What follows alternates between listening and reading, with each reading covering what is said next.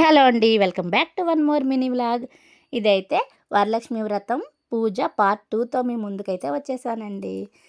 విఘ్నేశ్వరుడి పూజ అయిపోయిన తర్వాత అమ్మవారికి చీర, జాకెట్ ముక్క, అలాగే మా మనవరాలకు పట్టీలు కొన్నాను కదా, అవి కూడా పెట్టుకుని వాటికైతే పసుపు, కుంకుమ, గంధం బొట్లు అయితే పెట్టేసుకున్నాను. ఇప్పుడైతే కలసకి అమ్మవారికి అయితే పూజ చేసుకుంటున్నానండి. సేమ్ ఇందాకట్లాగే వస్త్రం, యజ్ఞోపవేతం, అష్టోత్తరం మొత్తం అన్నీ చదువుకుని శుభ్రంగా అయితే ధూపదీప నైవేద్యాలు పెట్టి అమ్మవారికి పూజ అయితే చేసేసుకుంటున్నానండి. ఇప్పుడు నైవేద్యాలు అన్నమాట. ఇవాళైతే నేను గారెలు, ఆవళ్ళు, పాకం గారెలు వేశాను. అలాగే బూర్లు, ఉండ్రాళ్ళు, పులిహార, పులగము చేశాను అన్నమాట అండి. ఇవన్నీ పెట్టుకుని నాకు తోచిన పళ్ళు అయితే పెట్టుకుని కొబ్బరికాయ, చలివిడి, వడపప్పు అయితే పెట్టుకుని నైవేద్యం అయితే పెట్టేస్తున్నానండి. యథాశక్తిగా నాకు చేయగలిగిన ప్రసాదాలు అయితే చేసి ఆ అమ్మవారికి ఆశీస్సులు నా మీద ఉండాలని, అలాగే అందరి మీద అమ్మవారి ఆశీస్సులు అయితే ఉండాలని, సౌభాగ్యంతో చల్లగా ఉండాలని అయితే దండం పెట్టుకుని అమ్మవారికి అయితే నైవేద్యం పెట్టానండి. ఇలాగే ప్రతి సంవత్సరం కూడా ఎంతో చక్కగా పూజ చేసుకునేలా చూడమ్మా అని దండం పెట్టుకుని అమ్మవారికి అయితే తాంబూలం పెట్టేస్తున్నానండి.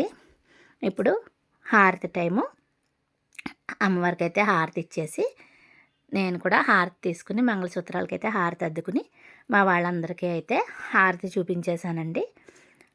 అది అయిపోయిన తర్వాత ఇప్పుడైతే ప్రదక్షిణాలు చేసి నాకు మనసులో ఉన్న కోరికలను అయితే అమ్మవారికి చెప్పుకొని దండం పెట్టుకున్నానండి.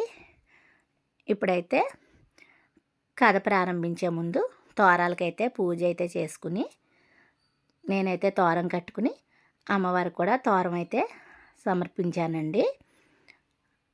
ఆ తర్వాత అక్షింతలు పట్టుకుని పంతులు గారు కథ చదువుతున్నారు. నేనైతే అక్షింతలు పట్టుకుని కథ వింటూ ఉన్నాను.